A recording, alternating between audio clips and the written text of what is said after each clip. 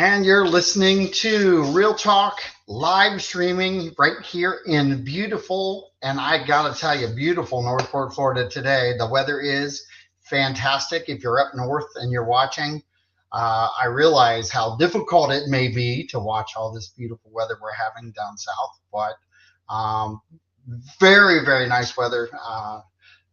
Just extremely pleasurable to be out in. Let's remember that we're in the holiday season. Let's drive safe. Keep everybody through the holiday season at home instead of the hospital. You guys know how I feel about that. And please remember on your way home from work, 75 should be at least 75 or under, not 90. Let's have a safe holiday weekend. And I've got a really special and a very cool person in the house because we're going to be talking a little bit about marketing and a little bit about Northport. But I'm going to let her take this moment and introduce herself. Hi, everyone. It's a pleasure to be here with you all and with John in beautiful Northport. The weather is lovely. My name is Katya Sutherland, and I am the Marketing Engagement Manager for the City of Northport Government.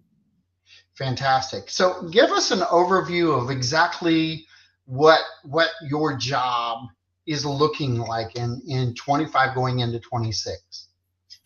So I'm part of the communications division, which sits within the city manager's office. So I'm a division within a department.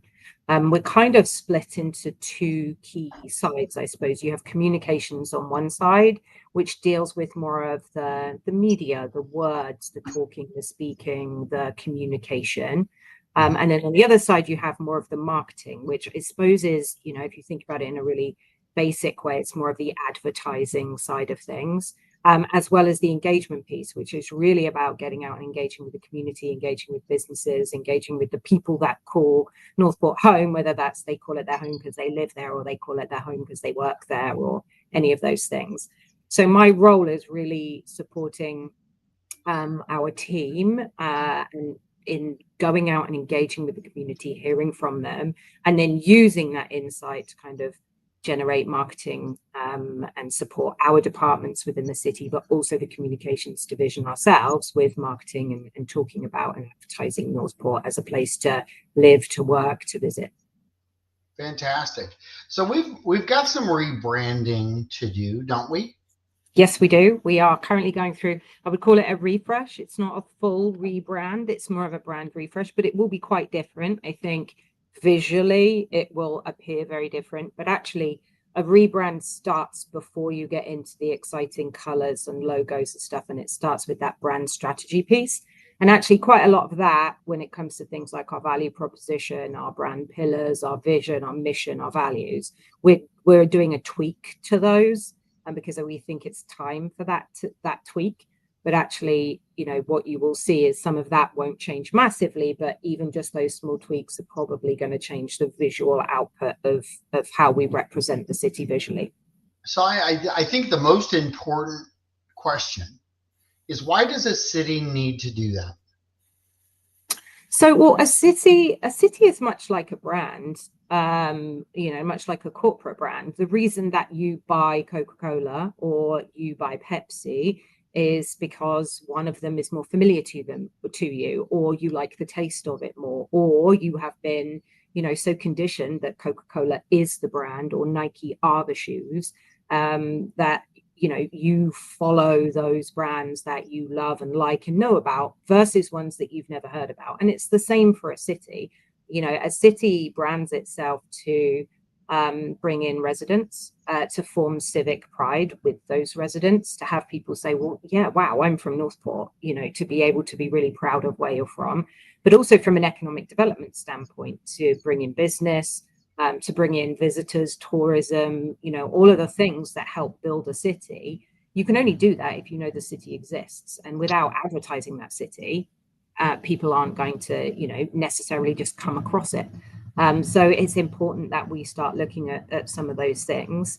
But I think it goes deeper than that. It's for our residents. It's, the city has changed massively. The last time the city was branded, it was half the size that it is now.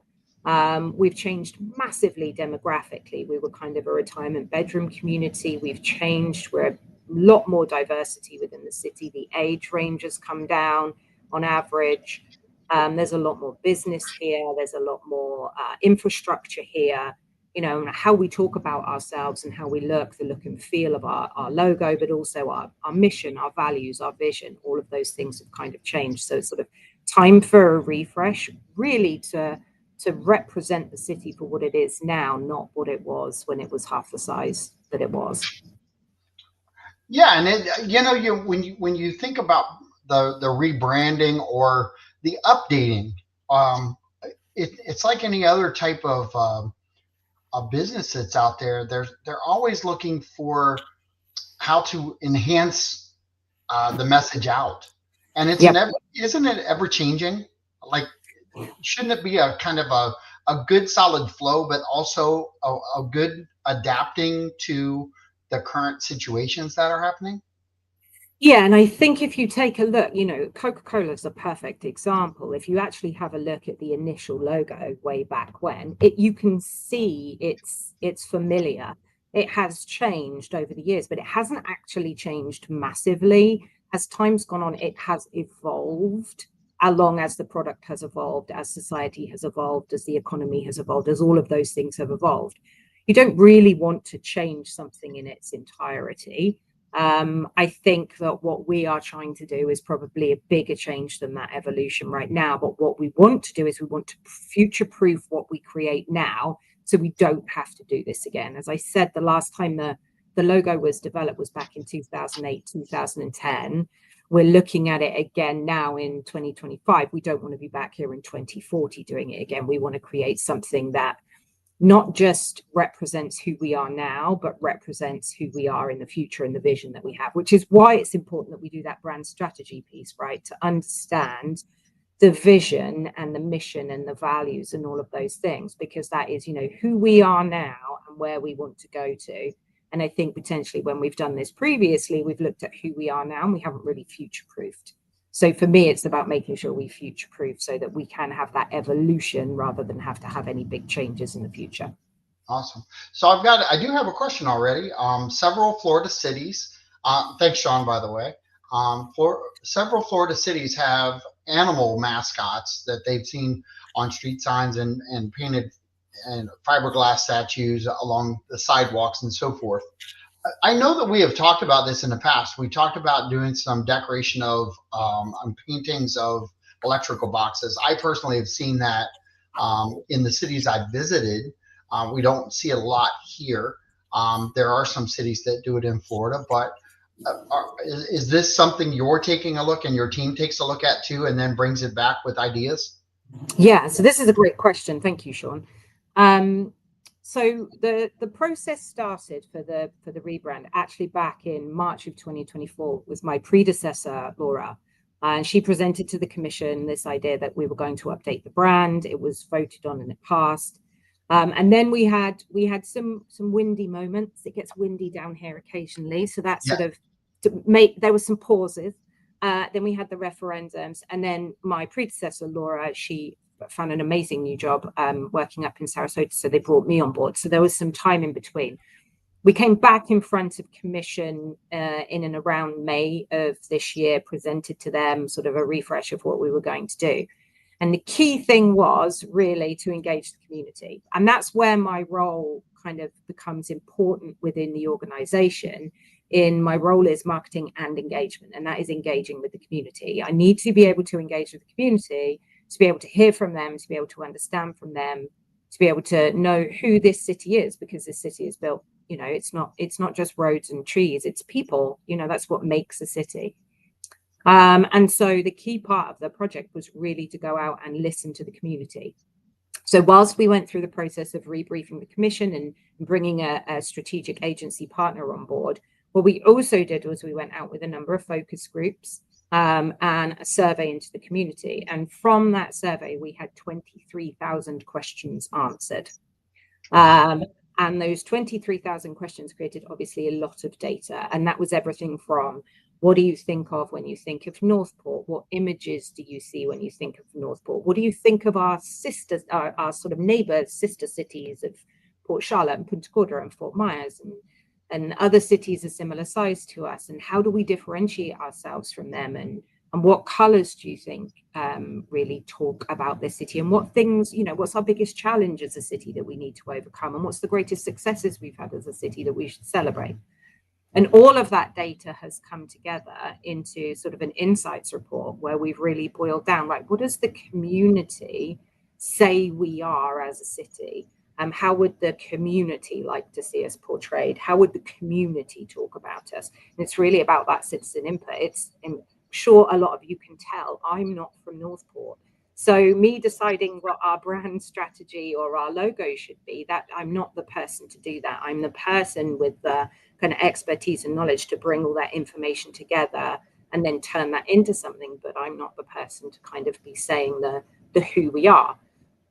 So it's that data that is driving what we're doing. So we're currently in the brand strategy piece and we are starting to develop logos.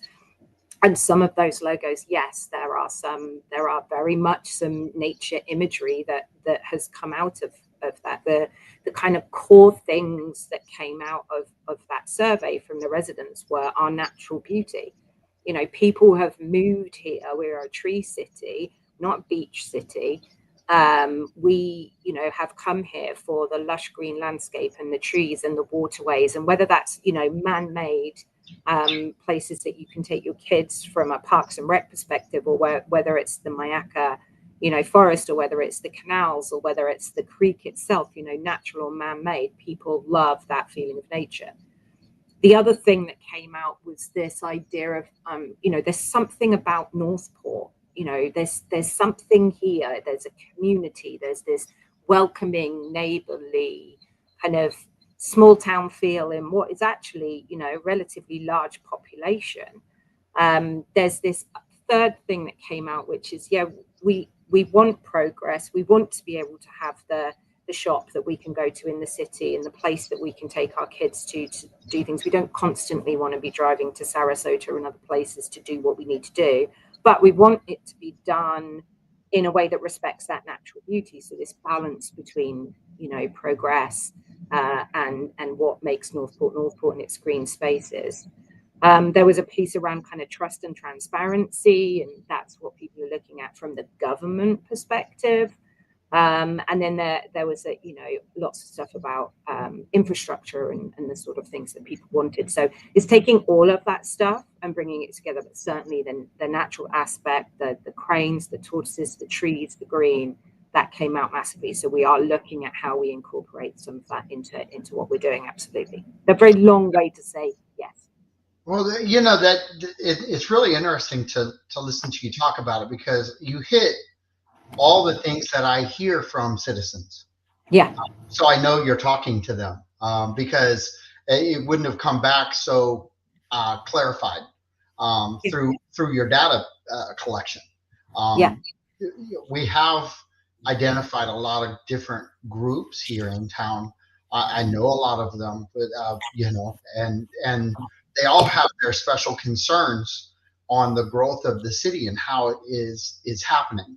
A lot of the things that you're talking about with communications and being part of the communications team, I am going to talk about them for just a couple minutes, because I think that partnership that you're part of is a valuable piece that a lot of people don't.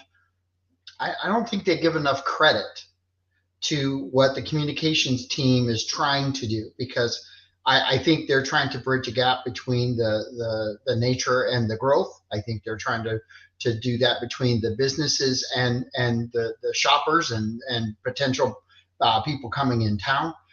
I also believe that they're trying to do that with the transparency of the government. They're trying to find different ways to get communications readily available to the citizens themselves, so they can make their own determination based on information to them.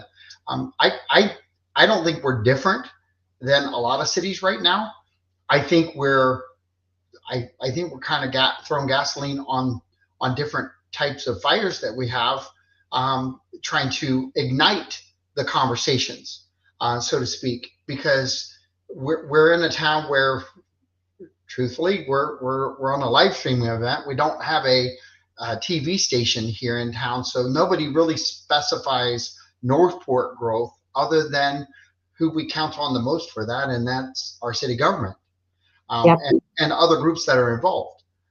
So how would you approach, or how are you approaching different avenues to get information to the citizens and collect data at the same time, on these projects that you're working on?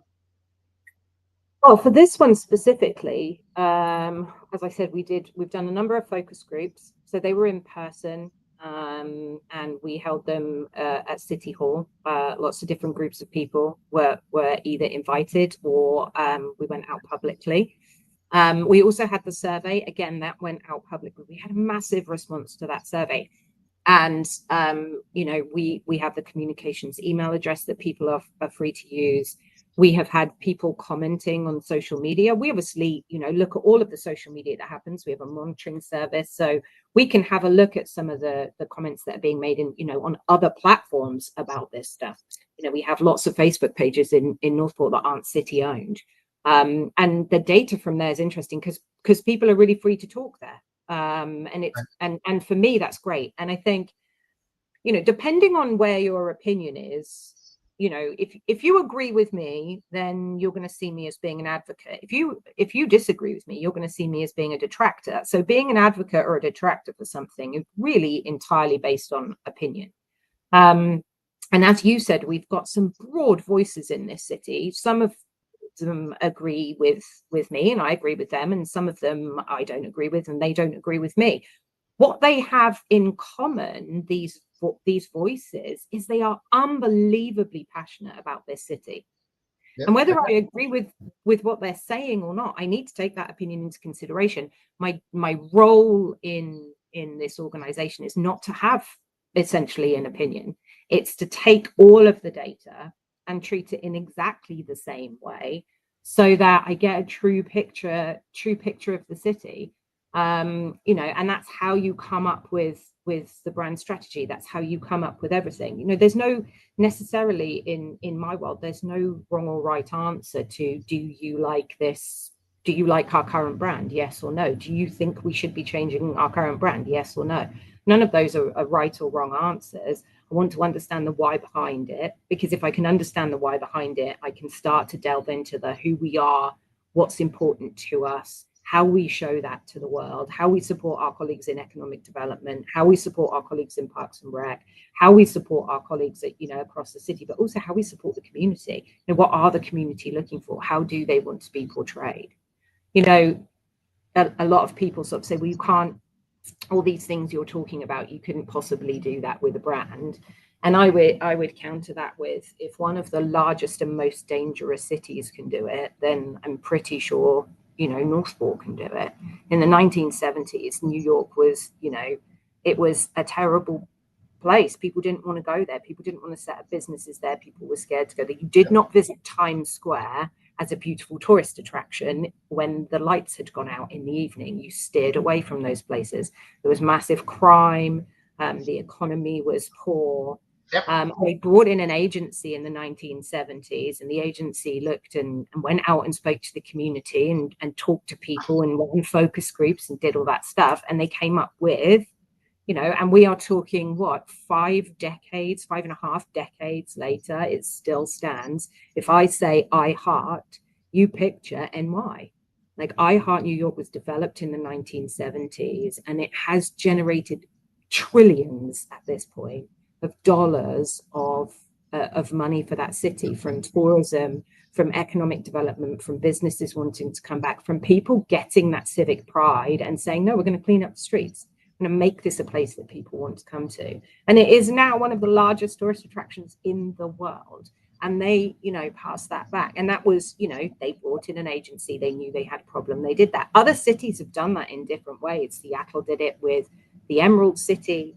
That was kind of a little bit of an accident. They had a competition in 1981.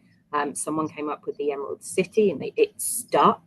It was run in the newspaper. It stuck, and in 1982 they took it on as their official kind of tagline, almost, or their official name for the city, and it blossomed. In the Emerald City, when you think of Seattle, you think of, you know, the green mountains and the oceans and the lakes and the beauty there and how green that city is. Las Vegas did it a totally different way. Las Vegas said, hey, we're going to lean into who we are. You know, it had this reputation of being, you know, seedy and a little bit, you know, and in the early 2000s, they went, well, let's lean into that. And they came up with the tagline, what happens in Vegas stays in Vegas. And that generated millions and almost billions of tourism as well. And it's still used excessively today. Yeah, really. And it's so what goes on in Vegas stays in Vegas has become like iconic pop culture. It's in so many movies, you know, songs, videos. So, you know, if large cities like that can overcome problems that they're having through marketing, through advertising, through branding, through those sorts of things, then, you know, it's not to say that Northport can't. And I've picked big cities that, you know, they had way more to overcome because there was a bigger landmass, there were big problems. And I don't necessarily think that, you know, there's not those sorts of problems here, but something with our brand right now is kind of missing the mark. It's not really telling the story of who we are and what we stand for. And it doesn't have that authenticity because we need to have the voices of the community within that. And that's really what I'm trying to do, is joining up that engagement part of my role, really listening to what people are saying, and joining that together with the marketing. And I think what's important to note is, you sort of said in my role, we're talking very much about the branding, but the other half of my role is the community engagement piece. And we do lots of community engagement, you know, things. We have the podcast, we have Northport University, we have the panel series that we've been running, all of these different ways to try and get input from the community. And when we went out with this survey, we weren't expecting to get 23,000 questions answered. And what came back was almost bigger than just the rebrand program. So we sat down as a team, and predominantly, you know, myself, Jane, who is our community engagement kind of coordinator, and she really spearheads this stuff. And we sat down and we said, hey, we've got loads of data here that is telling us what our community wants to hear about. So we've actually built our community engagement plan for next year, for the things we're going to talk about each quarter, for the content we're going to produce around what the citizenry have said, hey, this is the stuff we want to talk about. Because a lot of people use this survey as not an excuse, but as a mechanism to talk to the city. They answered the brand questions, and then they added, and another thing I would like to talk about. And we didn't ignore any of those things because it was really important not to. So taking that and saying, okay, this is what they're saying they want to hear about, so that's what we're going to develop a plan for, is kind of the second thing that we've been doing.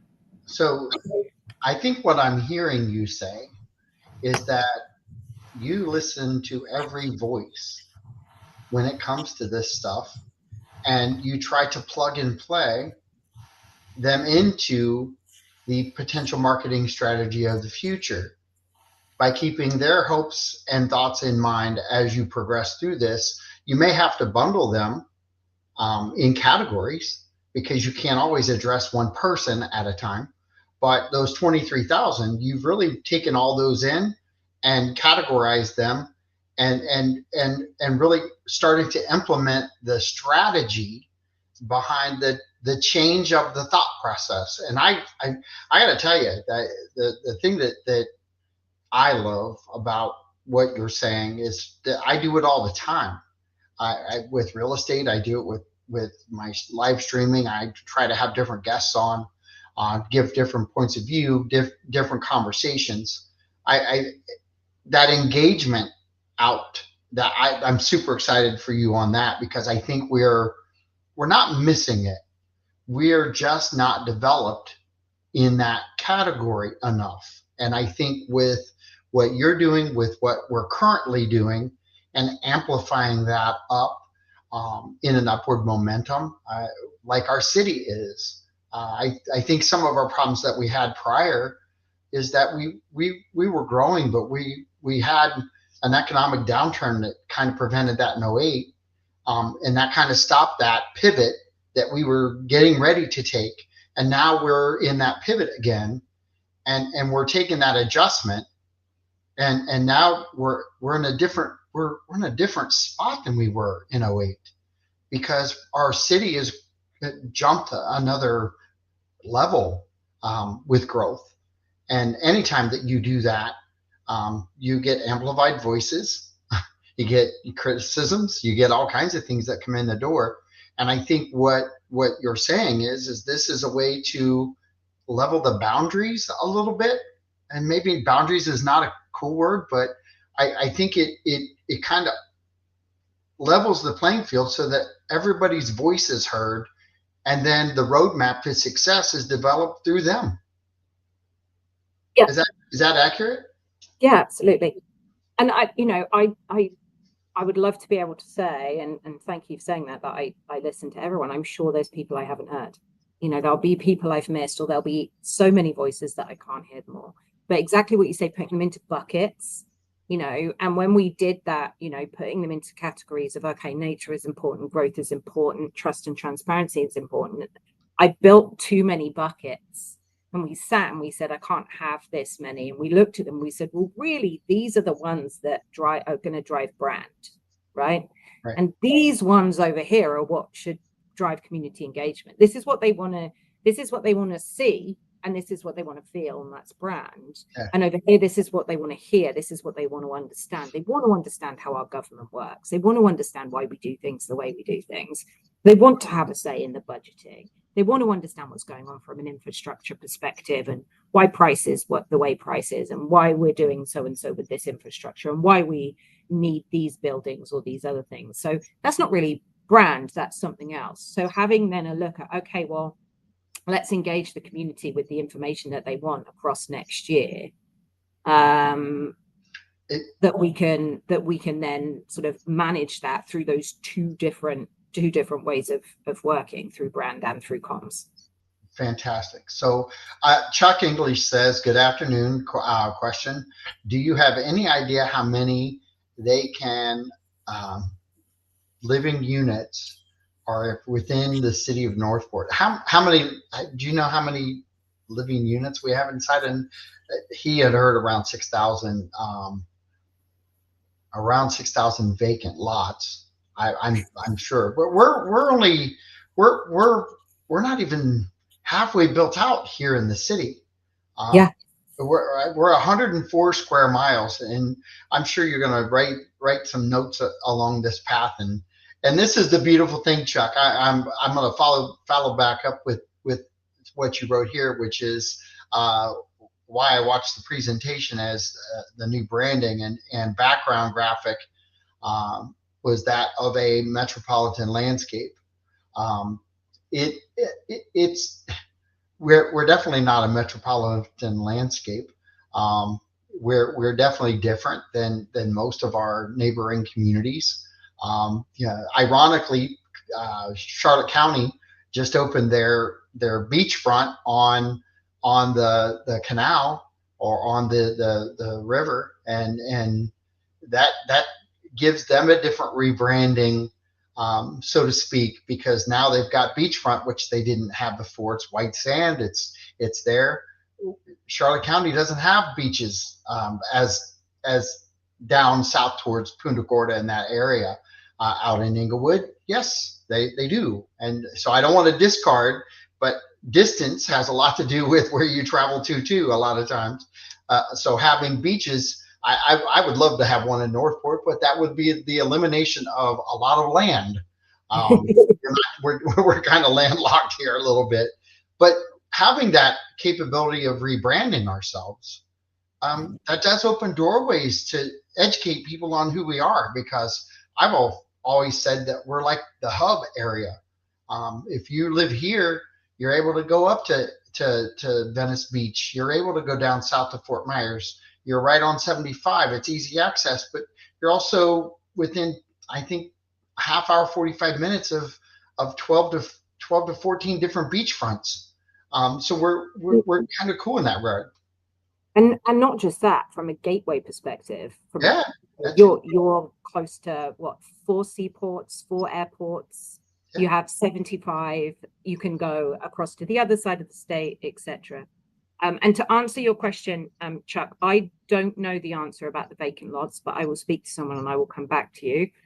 In regards to the metropolitan image, that was not saying that we are a metropolis. I think that was more talking to trying to find an image to denote city. We are a city.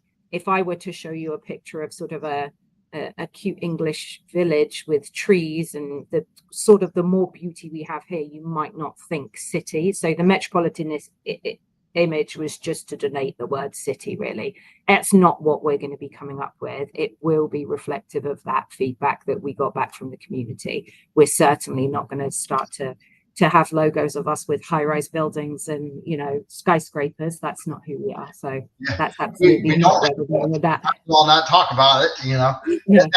That's the really cool thing about Northport is we're new, and here we're having a conversation about, and a refresh of the brand. I like that. We don't necessarily have to redo what we've already done. We have to build on the success of what we're doing to make it more successful. Is that? Would you agree with that? Yeah, I would agree with that. And I think a lot of that brand strategy is really embedded in that. I think, you know, we're starting to look, we'll be doing a workshop at the beginning of the year with the commission. I presented to them the work that we had done so far, and we're really going to be digging into the mission, the vision, the values, because that's really owned by the commission, along with the strategic pillars. So we'll be looking at those, but we have started doing some of that design work. So the tweaks, the refresh is really to vision, mission, values. I think we will see what could be a biggish change to logo. And then again, tweak the color palette to the way in which we, you know, utilize typography and those sorts of things. How does this work to draw in some other types of businesses that we've all been begging for many years, and it's not new. It's the standard. We're watching transitions in our nation with malls. We're watching Charlotte Mall kind of reposition itself even into Cocoa Plum. A lot of those stores have moved into the Cocoa Plum area and some other shopping environments in the Charlotte County region. Also up in Venice, we've got Detweiler's, we've got different things up there that I know I drive to, and we're all hopeful that some of these businesses will take a look at us. How does the rebranding help navigate some of the exposure to some of these companies to let them understand, you know, we're at 100,000. We're I think the biggest population city in the Sarasota County. So, you know, at some point, our rooftops, our population, our youth, those are going to start to really migrate into some of these business populations that look at us totally different than they did 10 years ago or 5 years ago. It's about having that story, I think, and it's about being able to very easily visually, you know, explain who we are and where we are. But from a story perspective, it starts with that value proposition and really understanding that value proposition, and everyone across our organization, the government organization, speaking with the same language and understanding that. And the value proposition is really that crisp, why choose us? Who are we? And under that value proposition is the brand promise. And the brand promise is really the commitment to our audience of delivering that value proposition, supported by brand pillars. So we're kind of building this house. You've got this roof, which is the value proposition. You've got these walls, which are the brand promise. Then you have the pillars, and the pillars are, you know, what are the key strengths and the values that we have that will enable us to deliver that. And then you have that mission, vision, and value, which is how we're going to do it. Right. So it's about really defining that. And once you've defined that, then it's, you know, no pressure on our wonderful, and I mean this, I've been in marketing and I predominantly worked in agency and sports marketing. For a number of years, I worked in Formula One, and then I moved into tech, and I've worked with companies like Microsoft and Xerox and ServiceNow and lots of big telecoms companies and their brands. And I have to say, our brand designer is potentially one of the best brand designers I've ever worked with, and I've worked with some amazing designers. But then it comes down to her, really, that once we've got that value prop, we understand who we are, we've got the promise out to our audience, we understand what we are trying to deliver, and we know how we're going to get there through our mission and our vision. It's up to her to turn that into imagery. And that is not a simple job. No. That involves, a locked door and quiet and, a dark room, her and her computer thinking, and comes back to that question that we had earlier. Are we going to be using, nature imagery and stuff? And she has gone down lots of different paths. And you can see some of the evolution through some of the options. And then she takes a complete left and she goes in a completely different direction. But I think some of the things that she starts to come up with are amazing, and we've been reviewing them, and I'm really excited to be able to start sharing them soon. Well, I got another question with Chuck, and it's really a good question, Chuck. Appreciate this. Do you believe what do you believe is the primary asset to our community? Well, it depends which way you want to look at assets. So I'm going to give you two. And the first one I'm going to say is the one thing that makes us unique. When you think of Arcadia, you think of Rodeo Town. When you think of Las Vegas, you think of, casinos. When you think of New York, those things. So an actual physical asset we can touch. The one thing we have here that we don't have anywhere else is the warm mineral springs. It's unique. It's nowhere else. It's something and a treasure to be behold. And around that sits all that nature, right? There is a broader asset to our community in that nature. What do I think the most beautiful thing about this community is, and answer the question in a slightly different way, and I'd have to say it's the people. Whether you are in agreement with some of the things the city's doing or not, whether you're an advocate for the city government or not, whether you're an advocate for certain organizations within this city or not, the people in this city are passionate about where they live. They love where they live. Whether they've lived here for 5 years and they moved here because they wanted to raise kids here, whether they've lived here for 30 years and they wanted to live in the greenery, whether they moved here 2 years ago because Welland Park was perfect for them, whatever it is, they came here and they are passionate about this city. And it's my job to listen to all of those voices and to try and find that common thread that sits between them all, that means we can find that one way in which we can talk about, speak about, and visually represent this city. We've got some really, I think, dynamic areas in this town that have their own impact. Welland Park, the Atlanta Braves, everything that's happening there with the new high school, that by itself is a massive impact on this city. And I know you focused on Warm Mill Springs, and I don't tend to disagree with Warm Mill Springs, but it is not I don't know why that happened because I have it on silence, but and do not disturb. So do not disturb while my iPhone is not working today. But you have really unique areas in this town, and I think that one of the things that draws a lot of people here is that you can go to Welland Park and you have a different lifestyle than you have out in the estates, where you can ride horses, and when it gets dark, there's no real lights out there. You're in your own little community again, and there's some really cool parks out there that they ride their horses and go out into the state park, and the diversity that we have within our city, and then we have such a special park system. And people who watch me know I talk about this a lot, but we have we have some really cool things that we do within our city that other cities don't do, with our recycling programs, our ways to make funding back through what we do there. I think there's a bundle of branding that we can do that really separates us from a lot of communities. Not, and it, we're not better than anybody else. We're just separating ourselves because every community, when they identify these things, they have uniqueness to them.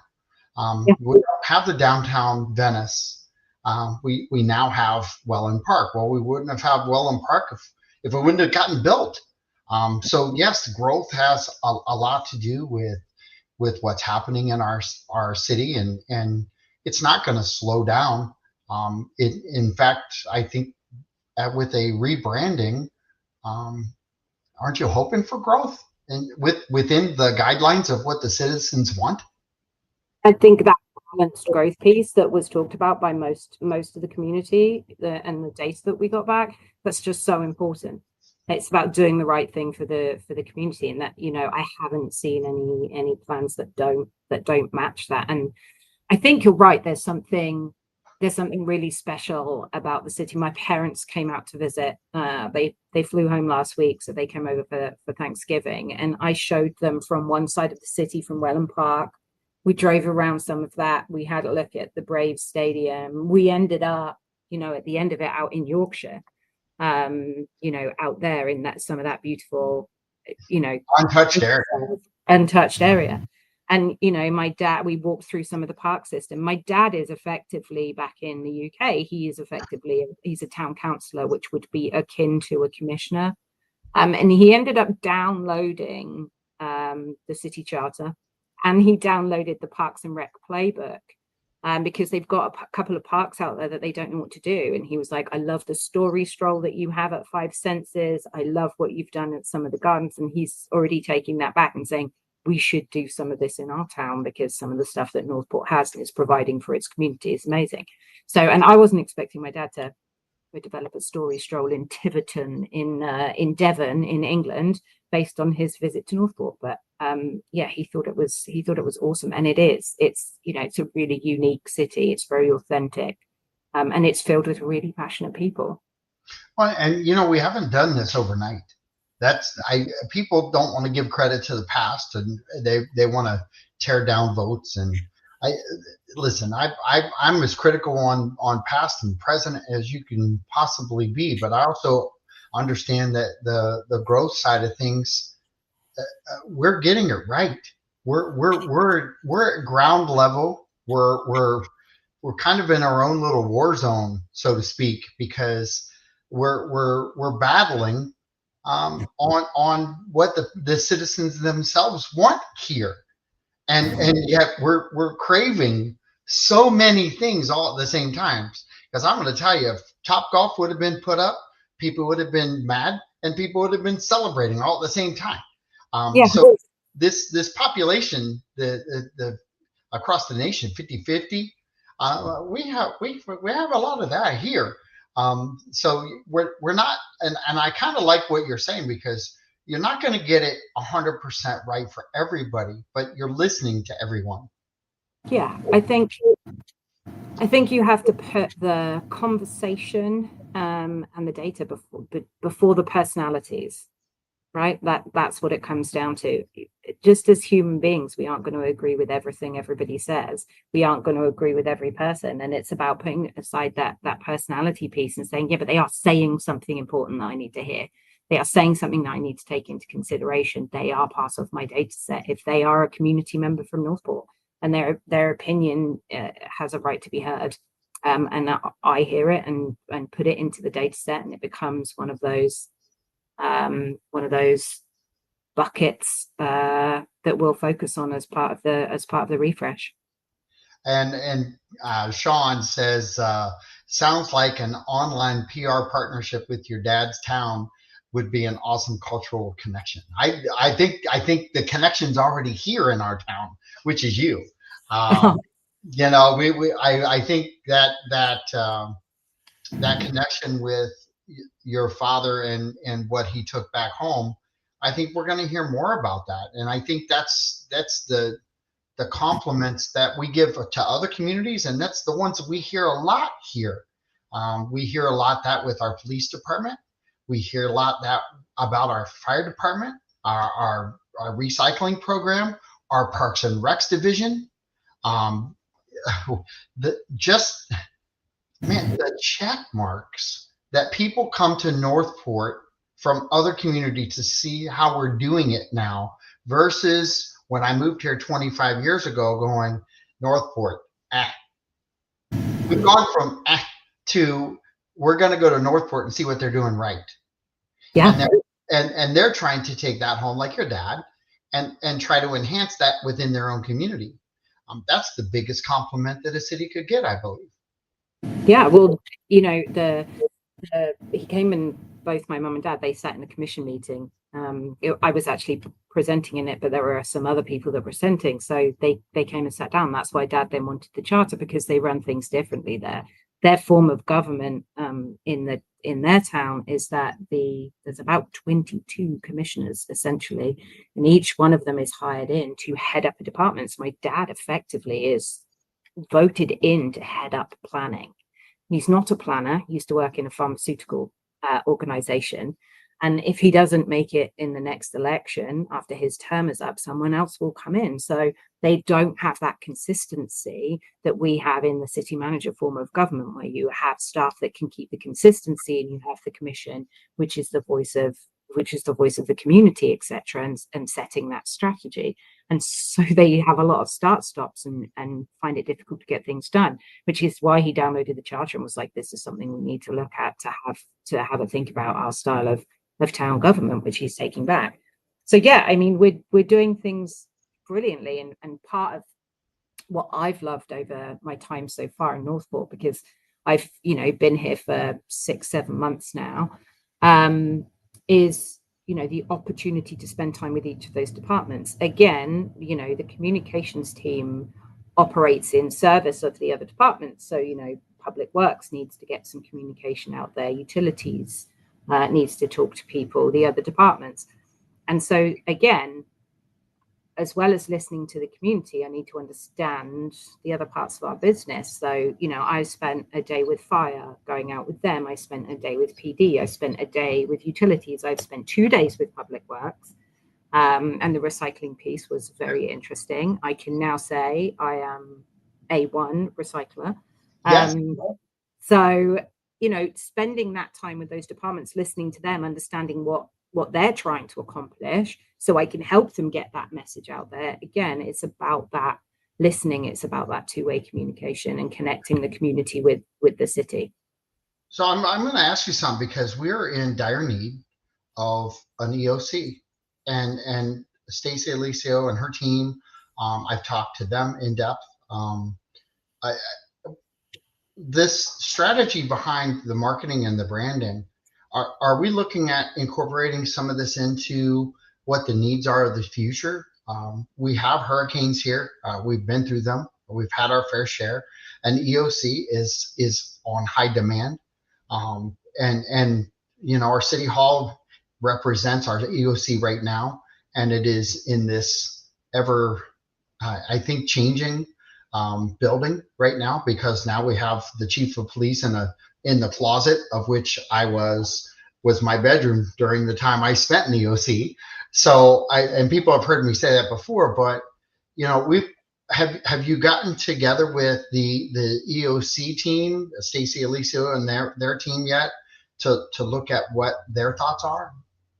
Yeah, so definitely have had conversations with them around brand. I know that my boss, Jason Bartolone, he is, working Fantastic. with a lot of Hercon stuff. So they're definitely connected. And one of the, I mentioned earlier that we had a lot of data, and actually we decided that we would use that data to sort of plan our community engagement plan for next year, the things we would be communicating about. I think our second quarter is around kind of storm preparedness, hurricane preparedness, getting ready for all of that stuff. So working heavily with Stacey and her team, the wonderful Mike and the lovely AJ, make sure that we get that communication out there, and make sure that people are sort of prepped for those things, but definitely working with Stacey on all the needs that she has. Fantastic. Chuck has another comment. One more thought: the environment is the foundation of our existence. As for the environment, you can't save it all, but you can't save any if you don't try. Well, I agree with him, but I think the city goes over and beyond to try. Uh, I know he probably doesn't agree with me 100%, but I know that in his heart of hearts, he knows that they're looking at least trying to do all of the right things. The one thing about, and maybe you can address this, um, the growth side of things is a real big problem with people in our town because as you labeled us, and we are labeled this, the Tree City. We have a tree lady here in town, Alice White, who is decades into this, and people who have known her knows how hard she's worked at it, and those who speak ill about that now should be just ashamed of themselves flat out because they're so misguided on the information. She was a tree lady before she became a commissioner. And if you at all sit down with her, she talks about the conflict that she had because of the trees and the growth of the city and how that had to look at the future for the citizens. So a lot of these decisions that are made by past and present, um, they're not always what they want to do, but they're guided by what has to be done because the legislation or the plan of the city is there. Um, how do you come into a new environment like this, knowing that you have a label like the Tree City, which is amazing by itself, and can be utilized big time in a marketing strategy. But how do you take that and build that out into the community so they understand that the two things can exist at the same time? They may not always give you exactly what you want, but they're not forgotten either side, the growth or the trees or natural. I think it's a really interesting question, and Jacques, you're right. You know, if you don't try, you can't save any. You know, they're just generally the world's getting bigger in terms of human population. We hit 8 billion. So this isn't just happening in Northport. The populations are growing and migrating and moving and taking up more space. It's happening globally. I think in order to balance that, it can't just be about words. We can't just say we're going to balance growth with, you know, preserving as much as we can or doing it. We actually have to kind of eat our own dog food. And I'm one of the reasons for, you know, joining the city was because when I met people and I looked into things and I came and visited and I, you know, went through all of the interviews and all of those sorts of things, Northport is eating its own dog food. They developed a natural resources team. That natural resources team is new-ish. I think it's again, I'm new, so it's, you know, a year old or so. They could have embedded that in Parks and Rec. They could have embedded that anyway. They didn't. They embedded that team within the development services group, within the development services department. That is a division that sits next to economic development. So they put those two opposing forces in the same department and said, right, let's do this. Let's eat our own dog food. Let's put growth and natural resources and preservation together. Let's put environment and growth together, and let's do this thing. Let's actually, you know, put them together and do this growth in as balanced a way as we possibly can, whilst really standing for the things that Northport stands for and its green spaces and those things. So I love that. You can't, you know, I couldn't do anything from brand perspective.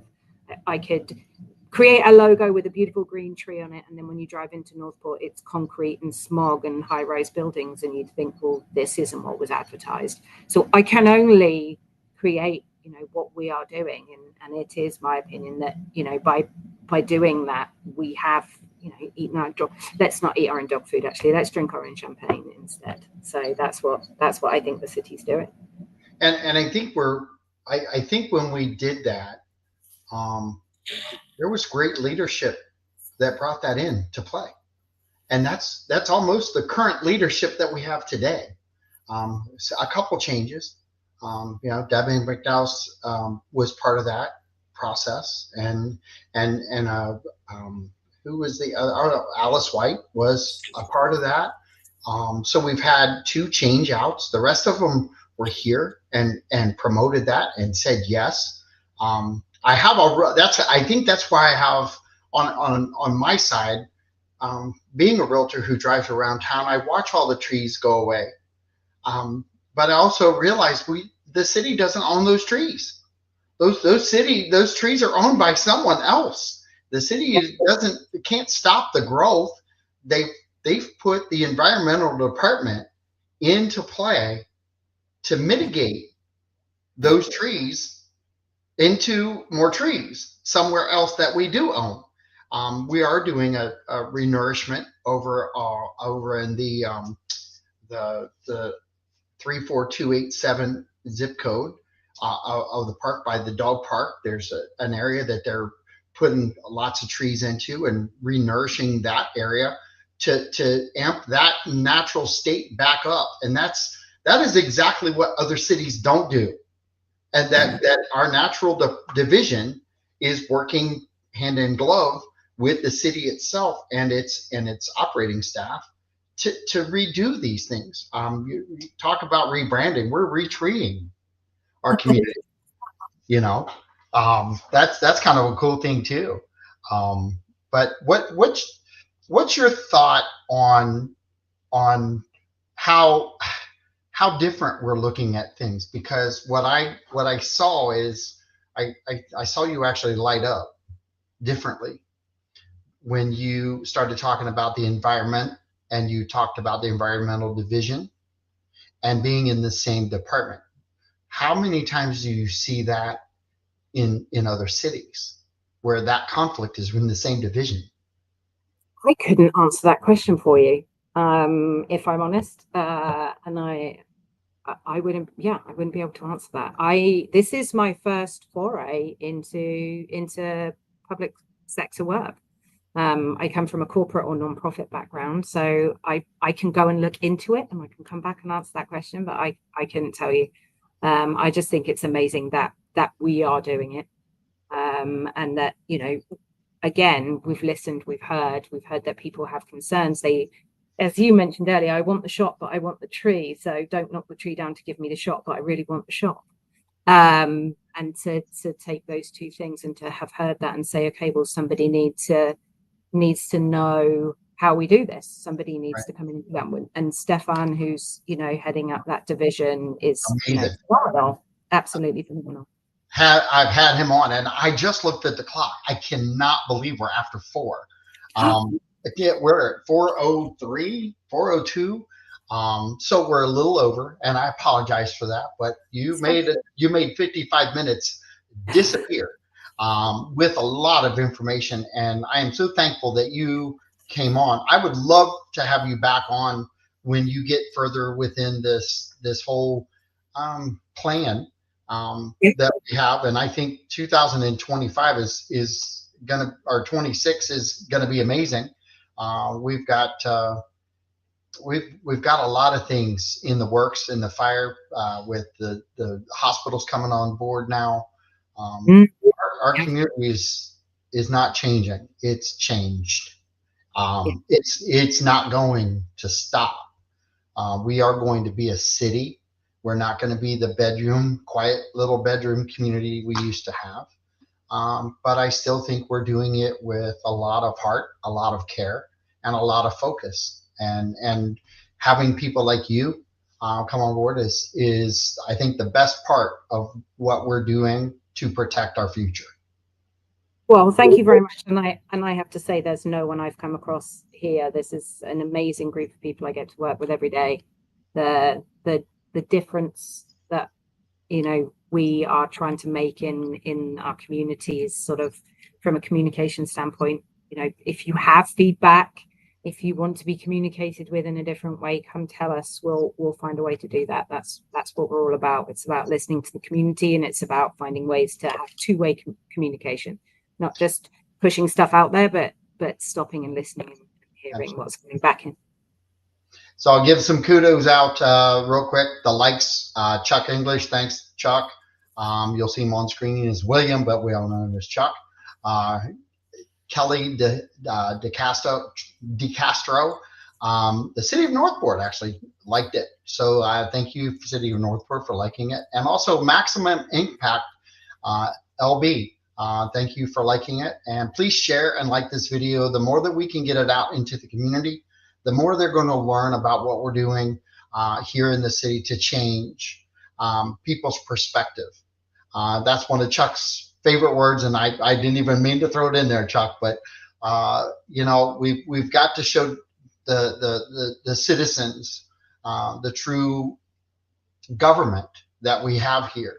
And I think our government is really trying to look out for the best of all of us, and doing this collectively like you are. I think that you're listening to everybody, and that's really cool to hear, because that's going to give us a completely different look for the future. Yeah, and it's driven by the rest of the team who, you know, brought me on board and let me do it, and let me do it with them. And Jane is far better community listener than me, same as Jason and the others. So I couldn't do it without all of the rest of the team. And in fact, I do very little of it. They make me look good. Well, I never gloat out loud about them. I always do. But everybody at the city of Northport, every citizen out there, the message is from Chuck. Merry Christmas to you both, and a blessed new year. Thank you for caring. Thank you for that, Chuck. But I mean that back, and I'm sure that you mean that back to every citizen here in Northport and the surrounding communities, and our listening audience. So you guys have a blessed holiday. I got goosebumps because I can't believe this went so fast, and I'm just so blessed that you were part of the show today. So I appreciate it. All right. Lovely. Thank you. This is John Rawlings with Real Talk, and I'll see you in the new year. I'm not going to do a show next week in between. I'm going to take it off, but look forward to seeing you all in the new year, and have a blessed holiday. Be safe.